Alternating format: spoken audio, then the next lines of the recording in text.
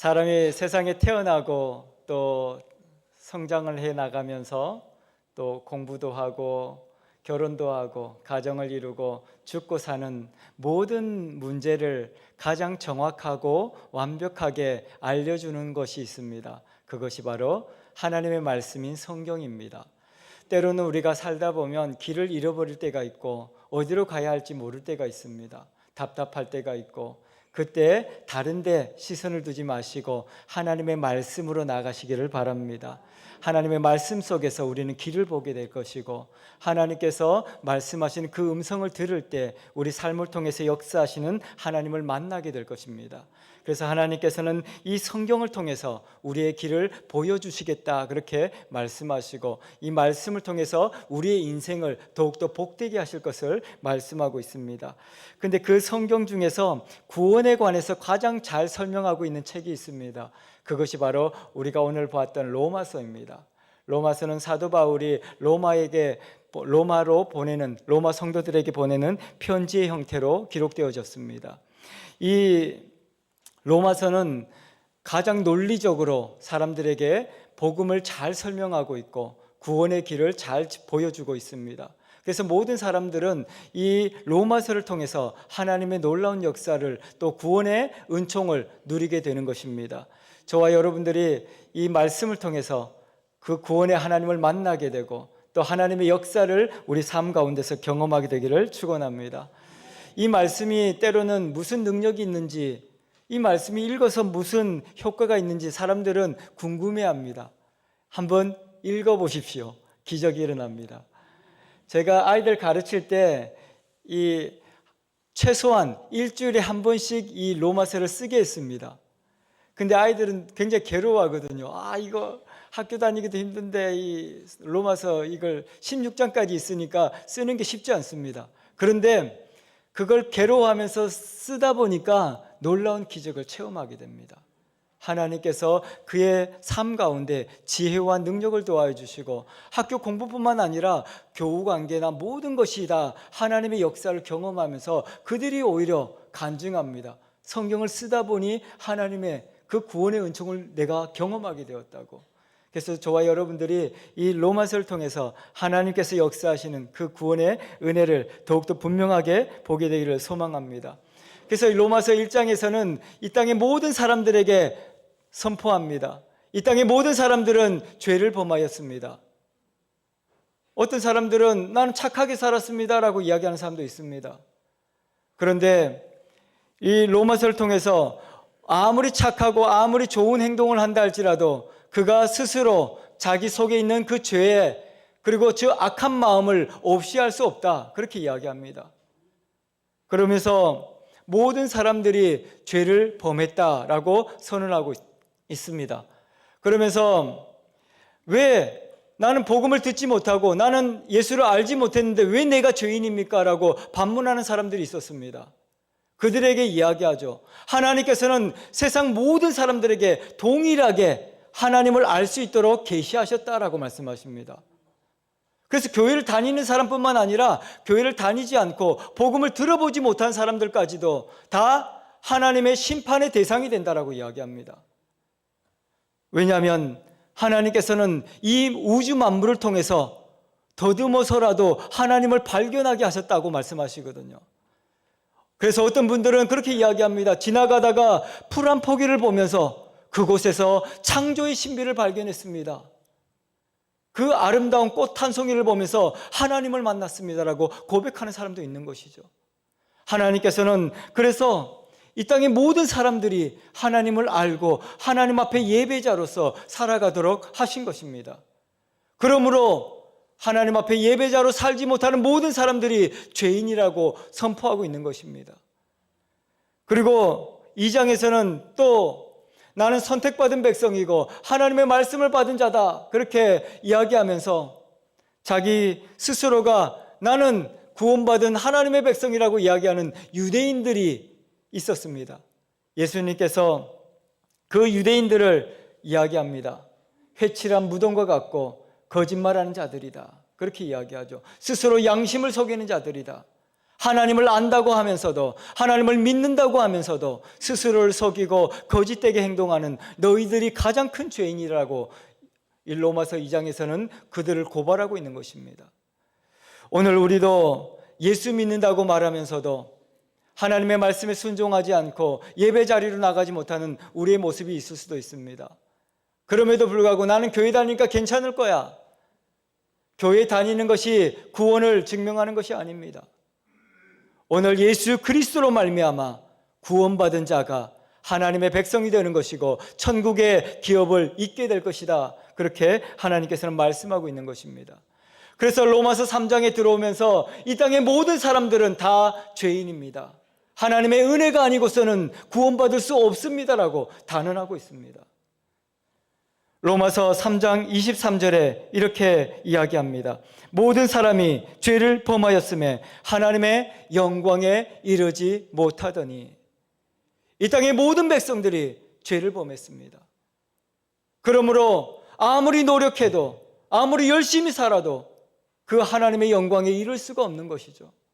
어떤 분들은 공부를 열심히 하고 이 진리를 찾기 위해서 수양을 하는 사람들도 있습니다.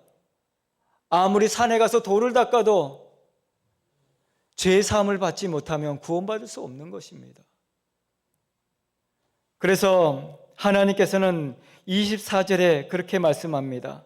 우리가 어떻게 구원받아야 합니까? 그리스도 예수 안에 있는 성령으로 말미암아 하나님의 은혜로 값없이 의롭다 하심을 얻은 자가 되었다라고 말씀하십니다.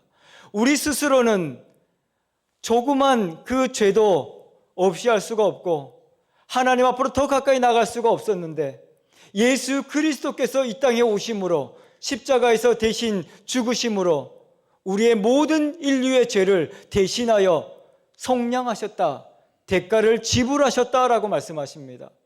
오늘 저와 여러분들을 위해서 예수 그리스도께서 이 땅에 오신 것이고 그 이름을 부르는 자, 그를 믿는 자가 구원을 받게 될 것이다라고 단언하고 있는 것입니다. 오늘 저와 여러분들이 우리에게 구원을 주시는 예수 그리스도를 선포함으로 구원의 기쁨이 우리 삶과 우리 가정 가운데 임하기를 축원합니다. 예수 그리스도께서 우리의 모든 죄의 대가를 이미 지불하셨다, 그렇게 말씀하고 있는 것입니다. 그것을 통해서 하나님께서는 우리를 이제는 죄인이 아니라 의롭다 하심을 인정하셨다라고 말씀하고 있는 것입니다. 오늘 예수 그리스도로 말미암아 우리는 죄사함의 은총을 받게 된 것입니다. 그리고 구원의 그 놀라운 역사를 우리는 경험하게 된 것입니다. 그것을 하나님 앞에 감사함으로 하나님 앞에 영광을 올려드리는 저와 여러분들 되기를 소망합니다. 그런데 이 땅에 살아가는 많은 사람들이 그것을 하나님 앞에 감사하지 못하고 내가 가진 것, 내게 있는 것을 자랑하며 살기 원합니다. 그래서 오늘 이 사도 바울은 우리가 읽었던 성경 본문 3장 27절에 이렇게 말씀하고 있습니다. 우리 3장 27절을 다시 한번 읽어보겠습니다. 그런즉 자랑할 때가 어디냐? 있을 수 없느니라. 무슨 법으로냐? 행위로냐? 아니라 오직 믿음의 법으로니라. 그렇게 말씀하고 있습니다. 여러분들에게 자랑할 것이 있습니까? 자랑할 것이 많죠. 우리는 이 땅에 살아가면서 다른 사람에게 내가 있는 것 다 자랑하고 싶어 합니다. 내가 가진 것이 얼마가 있는지, 또 다른 사람들이 나 삶을 보면서 인정해 주기를 바라죠. 그래서 다 자랑하고 싶습니다. 내가 이렇게 좋은 집에 산다, 우리 아들이 이렇게 잘 됐다, 다 자랑하고 싶어 하죠. 근데 오늘 사도 바울이 이야기하고 있는 것입니다. 자랑할 것이 어디 있습니까? 왜냐? 이 모든 것이 다 하나님께서 주신 것이 아닙니까? 우리 몸도, 우리 자녀도, 우리 건강도, 우리 가정도, 물질도 다 하나님께서 주신 것인데 무엇이 자랑할 것이 있겠습니까? 그렇게 이야기하고 있는 것이죠. 제가 30대 행여 환자 치료하는 의료원이 있습니다. 국가에서 운영하는 의료원이 있는데 그곳에 이 음식을 준비해서 복음을 전하려고 간 적이 있습니다. 근데 그곳에는 많은 이 노숙 생활을 하다가 또 길거리에서 쓰러져 있거나 또 가족이 없어서 치료를 할 수 없는 그런 환자들을 치료해 주는 곳입니다. 그렇다 보니까 늘 외롭고 힘들어 하시죠. 그래서 우리가 복음을 전하려고 이제 음식을 가져가서 이렇게 전하려고 하는데, 제가 어떤 연세가 좀 많으신 분을 만났습니다. 그래서 음식을 가져가서 이렇게 교회에서 왔습니다, 복음을 전하려고 합니다 라고 이야기했더니, 정말 내가 볼 때는 아무것도 자랑할 것이 없는데 그분이 자랑을 시작하시더라고요. 본인이 한때는 주목세계에서 아주 날려졌다는 인물이라고 그렇게 이야기했습니다. 그러면서 하는 말이, 내가 주먹 한번 휘두르면 두세 명은 그냥 날아갔다고. 그러면서 내가 뭐 얼마나 많이 그때 내 밑에 사람들이 있고 얼마나 뭐 돈이 많았고 막 한참 동안 제가 복음을 전할 기회도 안 주고 아주 자랑거리가 너무나도 많은 것처럼 거의 뭐 1시간 가까이 자랑을 하시더라고요. 그래서 제가 그분께 이제 한참을 이야기하시길래, 지금 이 당신의 모습은 어떻습니까? 라고 물었습니다. 그의 모습은 나이 들고 병들고 치료할 수 있는 돈도 없고 아무것도 없는데, 근데 그래도 그분은 그렇게 자기가 그랬다고 자랑을 하시더라고요. 그러면서 정말 세상 사람들은 자기 이렇게 삶을 드러내고 싶구나, 사람들 앞에 인정받고 싶어 하는구나 라는 생각이 들었습니다. 그러면서 그렇게 말씀드렸습니다. 다른 거 다 자랑할 것이 없어도 괜찮습니다. 예수 그리스도를 믿으면 영원한 생명을 얻게 됩니다. 그래서 이 병원에 오는 사람들에게 이렇게 본인을 자랑하지 마시고 예수 그리스도를 이야기하십시오. 그러면 하나님께서 이 연약한 삶 가운데서 놀랍도록 당신을 축복하실 것입니다. 그렇게 복음을 전하고 예수님을 영접하라고 말씀을 드렸습니다. 이렇게 사람들은 보기에 아무것도 없는 것 같지만 다 자랑하시죠. 어떤 분들은 좋은 가문에서 태어난 거 자랑하시고, 우리 엄마 아빠가 얼마나 부자인지 아느냐, 우리 엄마 아빠가 얼마나 또 대단하신 분인지 아느니 부모를 자랑하는 사람들도 있고, 또 연세가 드신 분들은 다 모이면 자식 자랑하지 않습니까? 뭐 자랑할 것이 없어 보이지만 뭐 자기 자식 귀하지 않은 부모가 어디 있겠습니까? 그래서 다 자랑하시죠. 우리 아들 이렇게 대단하다고, 또 교회는 다니지 않아도 이렇게 좋은 직장 다닌다고. 그게 무슨 의미가 있습니까? 그런데도 다 자랑하시죠. 이렇게 좋은 차를, 요즘 젊은 친구들은 좋은 차를 그렇게 타고 싶어 한대요. 그래서 좋은 차가 있으면 내 차는 아니더라도 그 앞에서 사진을 찍는답니다. 그러면서 SNS에 사진을 올리고, 오늘은 참 좋은 날 하면서 이렇게 사람들에게 이렇게 마치 내 차인 것처럼 자랑하고 싶어 한다는 거예요. 내가 없어도 자랑하고 싶어 하고. 그리고 또 젊은 친구들은 이제 장신구를 또 새로 구입하면 하루 종일 이 손을 내리지 않는다고 합니다. 누군가가 알아주기를 원해서 카페에 가서도 이 장신구를 이렇게 보면서 알아주기까지 손을 내리지 않는다고 이야기합니다. 그렇게 다들 자랑하고 싶어 하죠. 근데 돌아보십시오. 우리가 가진 것, 우리에게 있는 것, 누가 주신 것입니까? 하나님의 은혜가 아니고서는 아무것도 누릴 수 있는 것이 없습니다. 이 모든 것들이 다 하나님께서 주신 것입니다. 그래서 사도 바울은 이렇게 이야기하고 있는 것입니다. 그런즉 당신에게 자랑할 것이 무엇이 있습니까? 아무것도 없습니다. 그렇게 이야기하고 있는 것이죠. 이 모든 것이 내게서 난 것이 아니라 하나님의 은혜이기 때문입니다. 특히 우리의 죄사함과 구원의 문제는 세상의 어떤 방법으로도 해결할 수 없는 것이라고 이야기합니다. 돈은 내가 나쁜 짓 해갖고도 남의 것을 빼앗아 갖고라도 가질 수는 있을 것입니다. 하지만 구원은 아무리 돈이 많아도 아무리 힘이 있어도 가질 수가 없습니다. 오직 예수 그리스도의 그 십자가의 공로로 말미암아 우리가 죄사함의 은총을 누리는 것이고 하나님의 은혜로 말미암아 구원을 얻는 것이기 때문에 그렇습니다. 그래서 무엇을 자랑할 것이 있겠습니까? 이 모든 것이 다 하나님의 은혜인데 하나님의 축복인데 내가 무엇을 자랑할 수 있겠습니까? 라고 지금 사도 바울은 이야기하고 있는 것입니다. 아무것도 없습니다. 이 모든 것이 하나님의 은혜입니다. 우리가 살아가고 있는 모든 것들이 다 하나님께로 왔다는 것을 이야기하고 있는 것이죠. 사도 바울은 이 사람들에게 이야기합니다. 당신들은 부유하고 또 좋은 가문을 가지고 있고 많은 것을 누리며 산다고 자랑을 합니다. 그런데 저는 여러분들에게 비교한다면 여러분들보다 훨씬 자랑할 것이 많은 사람입니다. 그렇게 이야기합니다.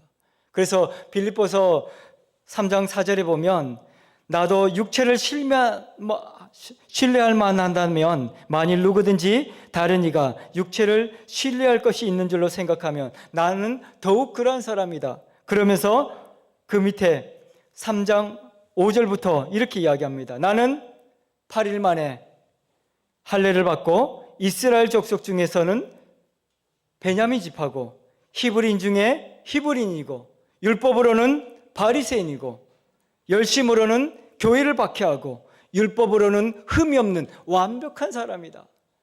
여러분들 저 같은 사람이 있습니까? 라고 지금 바울은 이야기하고 있는 것입니다. 당시에 비교해서 바울보다 좋은 가문에서 태어난 사람이 없었고 그리고 율법으로든지 어떤 것으로든지 이 바울의 열심을 따라갈 사람이 아무도 없었다는 것이죠. 지식적으로는 어떻습니까? 당시에 최고의 학문이라고 했던 가말리엘 문화생이었죠. 그곳에서도 아주 뛰어난 학문을 가지고 있던 바울이었습니다. 가문적으로 보아도 삶으로 보아도 육체로 보아도 어떤 것 하나 뒤질 것이 없는 자랑할 것이 많은 이 바울입니다. 그런데 이 바울이 뭐라고 이야기합니까? 빌립보서 3장 8절에 보면 나는 이 모든 것들을 다 해로 여깁니다. 오직 내 안에 예수 그리스도를 아는 지식이 가상 고상하기 때문입니다. 그러면서 나는 여러분들이 자랑하고 있는 이 모든 것들을 다 배설물처럼 여깁니다 라고 이야기합니다. 지금까지 자랑하고 있었던 것 다 버리십시오. 하나님의 은혜가 아니고서는 우리 아무 의미 없는 것들입니다. 좋은 가문, 좋은 부모, 좋은 배경, 지식 다 의미 없는 것이죠. 하나님을 알지 못하면 우리는 이곳에서 지옥 같은 삶을 살게 되는 것이고 그곳에서 우리는 죽을 수밖에 없는 자들이다 그렇게 이야기하고 있는 것입니다. 이 사도 바울은 겉으로만이 아닙니다. 육체적으로만 아니라 영적으로도 비교할 수 없는 놀라운 신비를 경험한 사람입니다. 그래서 고린도후서 12장에 보면 이 사도 바울이 그렇게 이야기하죠. 내가 하나님께서 나를 부르셔서 삼층천으로 나를 인도하셨습니다. 그곳에서 하나님의 놀라운 역사를 보았고 하나님을 배웠습니다. 그렇게 이야기하죠. 천국을 경험했습니다. 이런 사람이 어디에 있습니까? 아무도 없죠. 그런데 이 사도 바울은 그렇게 이야기하는 것입니다. 이 모든 것이 하나님의 은혜인데 내가 자랑할 것이 무엇이 있겠습니까? 그래서 나는 혹시라도 내가 자랑할 것이 있다면 하나님의 은혜를 구할 수밖에 없는 나의 약함을 자랑합니다라고 이야기합니다. 오늘 또 하나님 앞에 하나님 은혜를 베풀어 달라고 무릎으로 기도하며 나아가는 나를 자랑할 것입니다라고 이야기하는 것이죠. 오늘 저와 여러분들이 무엇을 가지고 있는지 어떤 것을 누리고 있는지 중요하지 않습니다. 가장 중요한 것은 오늘 그 모든 것들을 하나님께서 내게 주셨다는 것과 예수 그리스도만이 우리를 구원한다는 이 사실입니다. 그래서 저와 여러분들이 이 말씀을 마음에 품고 이제는 하나님의 능력을 세상 가운데 드러내는 주인공들이 다 되시기를 축복합니다. 그래서 고린도후서 12장 9절에 이렇게 말씀하고 있습니다. 나에게 이르시기를 내 은혜가 내게 족하도다. 이는 내 능력이 약한 데서 온전하여짐이라 하신지라. 그러므로 도리어 크게 기뻐함으로 나의 여러 약한 것들을 대하여 자랑하리니 이는 그리스도의 능력이 내게 머물게 하려 함이라 그렇게 고백하고 있습니다. 나의 약함을 통해서 하나님의 역사가 더 강권적으로 드러나게 될 것이고 하나님의 기적이 우리의 삶을 통해서 나타나게 될 것이다. 그렇게 말씀하고 있는 것입니다. 여기서 크게 기뻐하다라는 말이 자랑하다라는 말입니다. 하나님 앞에 우리의 약함을 자랑하시고 하나님의 은혜 아래 있는 나를 자랑하는 저와 여러분들이 되기를 축원합니다. 그래서 오늘 읽었던 27절의 말씀이 그렇게 말하고 있지 않습니까? 그런즉 자랑할 데가 어디 있습니까? 있을 수가 없습니다. 무슨 법으로냐? 행위로냐? 아니라 오직 믿음의 법으로 그렇게 말씀하고 있습니다. 유대인들은 율법을 지키면 구원받을 수 있다고 생각했습니다. 그런데 율법을 지키려고 하면 할수록 더 악하고 더 무능한 자신을 발견하게 되죠. 그래서 유대인들은 괴로워합니다. 지금도 유대인들은 이스라엘에 가면 통곡의 벽이라고 예루살렘 성이 있습니다. 그 남아있는 서쪽 벽을 향해서 머리를 박으면서 계속해서 고통 가운데 그렇게 부르짖어 기도합니다. 그 율법을 지켜야 한다고 생각하는데 그 율법을 지키려고 하면 지키려고 할수록 더 힘들어지거든요. 왜냐하면 그 율법은 우리의 약함을 더 적나라하게 드러나게 하시거든요. 그리고 우리가 얼마나 큰 죄인인지를 분명하게 율법이 보여주고 있거든요. 그러니까 얼마나 고통스럽겠습니까? 지킬 수 없는 것뿐만 아니라 그것을 통해서 더 고통 가운데 사로잡히게 되는 것이죠. 그래서 사도 바울은 율법이 왜 우리에게 주어졌습니까를 이야기합니다. 율법은 몽학 선생님과 같습니다. 그렇게 이야기하죠. 그러니까 쉽게 말하면 과외 선생님 같은 사람입니다. 이 율법이라는 것이 과외 선생님처럼 우리가 알지 못하는 것을 알려주는 역할을 하는 것이지 율법이 구원을 줄 수는 없습니다라고 이야기하는 것이죠. 그래서 오늘 이 27절에도 그렇게 이야기하는 것입니다. 무슨 법으로 당신이 구원받을 수 있겠습니까? 없습니다.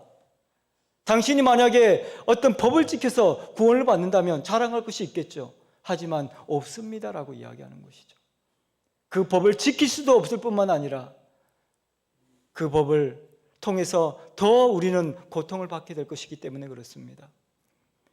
그래서 유대인들은 이 법을 이야기하면서 자신은 지킬 수 없는데 다른 사람이 이렇게 지키는 것을 거룩하게 살아가는 것을 보며 비난하기 시작했습니다. 그러다 보니까 어떻게 했습니까? 서로 늘 지적하면서 너는 나쁜 사람이다. 너는 하나도 법을 지킬 수 없는 사람이다라고 상대방을 계속해서 공격하고 상대방을 비난하는 그런 모습으로 살게 된 것이죠. 그래서 우리는 이 법을 통해서 율법을 통해서 하나님께로 가는 그 놀라운 은혜를 경험하게 되는 것이지 율법 자체가 우리를 구원할 수는 없는 것입니다. 율법을 통해서 하나님을 더 깊이 만나게 되시길 축원합니다. 그리고 율법을 통해서 우리의 약함을 더 인정하시고 하나님의 은혜가 아니고서는 우리가 살아갈 수 없다는 것을 고백하며 하나님께로 나아가는 축복의 사람들이 되기를 소망합니다. 그리고 또 이야기합니다. 어떤 행위로 구원받을 수 있습니까? 행위로냐라고 묻고 있는 것이죠. 착하게 사는 사람도 세상에 많이 있죠. 그렇지 않습니까? 교회 안 다녀도 봉사활동 많이 하시더라고요. 절에 다니시는 분들도 제가 만나보니까 상담을 해보니까 그분들이 아주 천국 가기 위해서 노력을 많이 하십니다. 제가 이야기해 보니까 자기들이 그 과거의 업보라 그래서 이 좋지 않은 것들을 씻어내기 위해서는 고행을 해야 한다고 합니다. 그래서 그들은 108번의 절을 하고 3000번의 절을 하고 그렇게 절을 하고 사람들이 뭐라고 이야기하는 줄 압니까? 무릎이 다 나갔다 그렇게 이야기합니다. 구원을 받기는커녕 온몸이 박살이 난다고 이야기합니다. 행위로 구원받을 수 없는 것이죠. 아무리 노력해도 안 되는 것입니다. 그래서 사도 바울은 그렇게 선포하고 있는 것입니다. 율법으로도 구원받을 수 없고 행위로도 구원받을 수 없습니다. 그러면 어떻게 구원받을 수 있습니까? 오직 믿음의 법으로라고 선포하고 있는 것입니다. 그래서 우리는 자랑할 것이 없는 것입니다. 행위로도 율법으로도 어떤 것으로도 우리를 의롭다 할 수가 없고 우리의 죄를 씻을 수가 없기 때문에 오직 예수 그리스도만이 우리의 죄를 씻기고 하나님의 자녀로서의 특권을 누리게 하실 것이다. 그렇게 말씀하고 있는 것입니다. 그래서 로마서 5장 2절에 그렇게 이야기합니다. 또한 그로 말미암아 우리가 믿음으로 서 있는 이 은혜에 들어감을 얻었으며 하나님의 영광을 바라고 즐거워한다. 그렇게 말씀합니다. 이제 하나님의 은혜로 말미암아 하나님의 보좌 앞으로 우리는 나가게 되었습니다. 이제 그것 외에 자랑할 것이 없다는 것이죠. 여기서 즐거워하다, 기뻐하다는 말이 바로 자랑하다는 말입니다. 우리에게 자랑할 것이 무엇이 있습니까? 하나님의 은혜밖에 없다. 그렇게 말씀하고 있는 것이죠. 그래서 날마다 우리 입술을 통해서 그 하나님의 놀라운 역사를 증거하는 저와 여러분들 되기를 축복합니다. 그래서 28절에 이렇게 선포하고 있습니다. 그러므로 사람이 의롭다 하심을 얻은 것은 율법의 행위에 있지 않고 믿음으로 되는 줄을 우리가 인정하노라. 그렇게 이야기하고 있습니다. 종교개혁자 마틴 루터는 이 본문을 이렇게 해석했습니다. 그러므로 사람이 의롭다 하심을 받은 것은 율법의 행위와는 별도로 오직 믿음으로 되는 줄을 우리가 결론을 짓습니다. 매듭 짓습니다. 라고 이야기합니다. 이것이 무엇을 말하는 것입니까? 우리가 하나님 앞에 의롭다 인정을 받고 죄사함의 은총을 받고 구원을 받는 것은 율법이나 행위와는 별개의 문제입니다.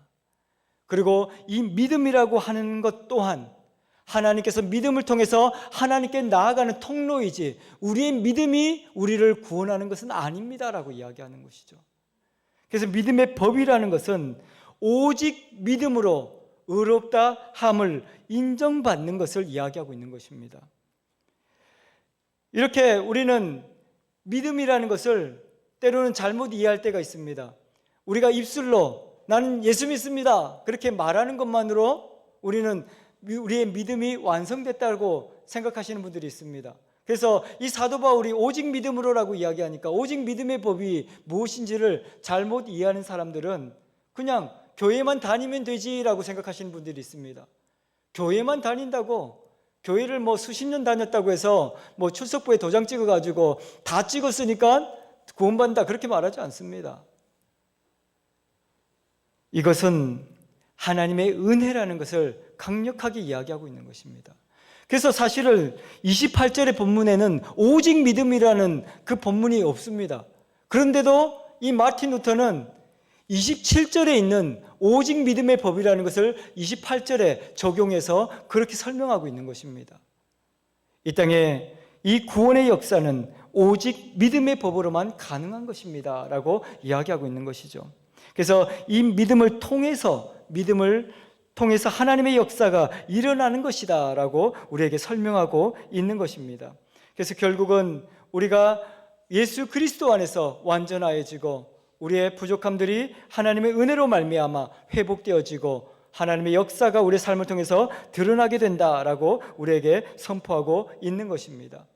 그래서 보면 우리의 믿음이라는 것이 과연 어떻게 사는 것이 믿음인지를 우리가 성경을 통해서 볼 수 있는데 야고보 선지자가 이 사도 바울의 오직 믿음으로라는 것을 또 설명을 하고 있습니다. 야고보는 우리가 잘 알고 있는 것처럼 행위 구원에 대해서 설명하는 것처럼 보입니다. 행위로서 우리가 구원받을 수 있는 것처럼 이야기하죠. 그래서 사람들은 가끔 오해합니다. 이 야고보 선지자와 말하는 것과 이 바울이 말하는 것은 좀 다른 것인가? 왜냐하면 바울은 오직 믿음의 법으로라고 이야기했고 이 야고보는 오직 믿음으로는 만이 아닙니다 그렇게 이야기했거든요.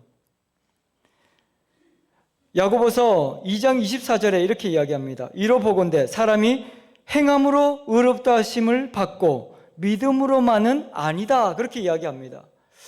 그래서 사람들이 헷갈리죠. 왜 이렇게 이야기했을까? 당시의 사람들은 그렇게 이야기했다고 합니다.